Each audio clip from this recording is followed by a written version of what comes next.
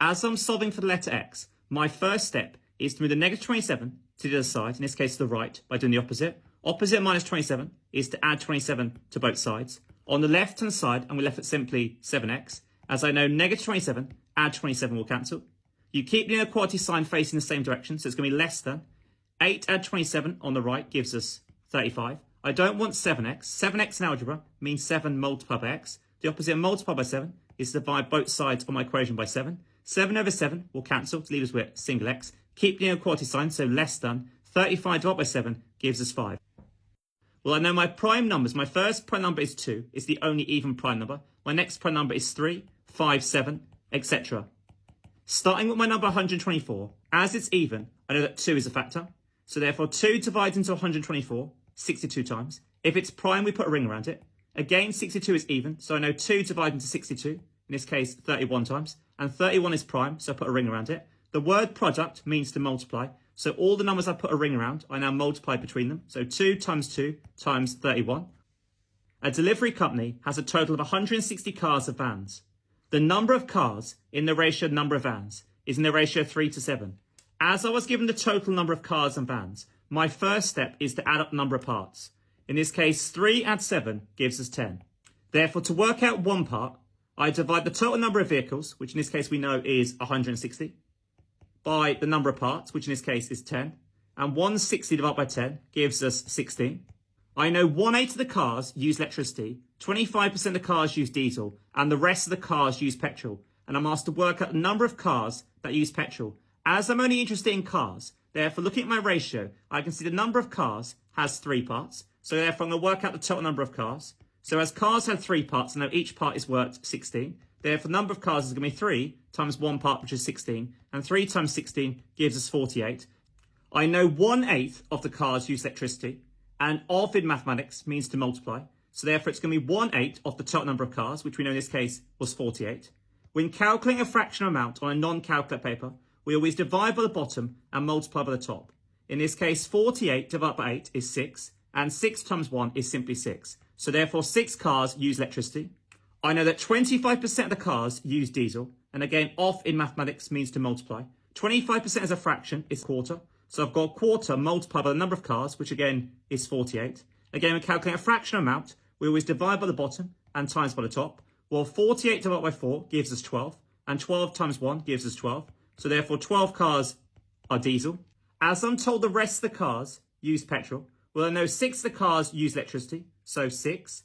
Add up the number of cars that use diesel, in this case 12. Well 6 add 12 gives us 18. In total there was 48 cars, so the rest of the cars must use petrol. So therefore 48 subtract the 18, and that will give us 30. So therefore 30 cars use petrol. An ordinary number is removing this powers of 10. If you've got a negative power of 10, instead of multiplying by 10 that number of times, a negative power of 10 is the same as dividing by 10 that number of times. So as we have got negative 3, that's the same as dividing by 10 3 times. Hence 1.63 divided by 10 3 times will get us 0.00163. Standard form is always a number between 1 and less than 10, and it's always multiplied by a power of 10. If there's no decimal point in our original number, we know it's at the end, because this is 438,000. We know our value for A has to be between 1 and less than 10. So we're going to place our new decimal point after the first non-zero digit from the left. The first non-zero digit from the left is the 4. So my new decimal point goes after 4, in between the 4 and the 3. So therefore my number term, I must copy all the digits until it gets to zeros. So my value for A in this case is going to be 4.38. As soon as it gets all to zeros, I don't need to copy it. We know it's then multiplied by a power of 10. So it's going to be multiplied by a power of 10. To find our power, all we simply do is count how many places have I moved my decimal point. Well, originally it was at the end, and it's now in between the 4 and the 3. So it's moved once, twice, 3, 4, 5 times. So therefore it's 4.38 times 10 to the power 5. When multiplying numbers in standard form, our first step is to multiply numbers in front. So 4 times 6 gives us 24. Looking at our powers of 10, here I have 10 to the power 3 multiplied by 10 to the power negative 5. Applying our laws of indices, if we're multiplying and we've got the same base, we keep the base the same, in this case 10. And multiply means we add the powers. So in this case, I'm going to have 3 plus negative 5. When adding a negative number, that's the same as just subtracting that number. So 3 subtract 5 gives us negative 2. As I'm asked to get my answer in standard form, I know the number at the front must be between 1 and less than 10. As 24 is too big, I can rewrite 24 as being 2.4 multiplied by 10, and 10 is the same as 10 to the power 1, and we've still got times 10 to the power negative 2. Leaving the 2.4 alone and simplify my powers of 10, I know my laws of indices, we're multiplying and we've got the same base. We keep the base the same, and multiplying means we add the powers. Well, 1 add negative 2. Again, if you're adding a negative number, that's the same as subtracting a number. So 1 subtract 2 gives us negative 1. Regular means all sides and all angles are equal. A hexagon has 6 sides, so I can put a line each side to indicate they're all the same. I also have a regular pentagon, so again for my pentagon, I know all sides and all angles are the same. As the regular hexagon and the regular pentagon share this side in common, therefore I also know all these sides are exactly the same. Taking each polygon separately, I show the sum of the exterior angles, where exterior has the letter E for exit, the angle on the outside. The sum of the exterior angles of any polygon always sums to 360. As it's regular, I know all the exterior angles are the same.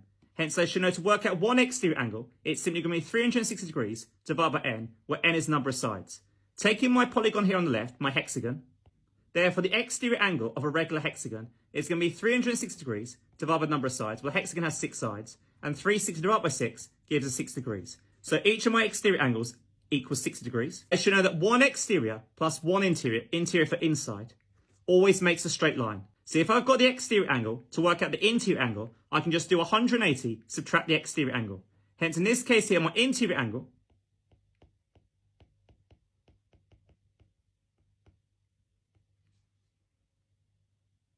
is going to be 180 degrees, subtract my exterior. So in this case, 180, subtract my 6 degrees, my exterior. And 180 take away 60 gives us 120.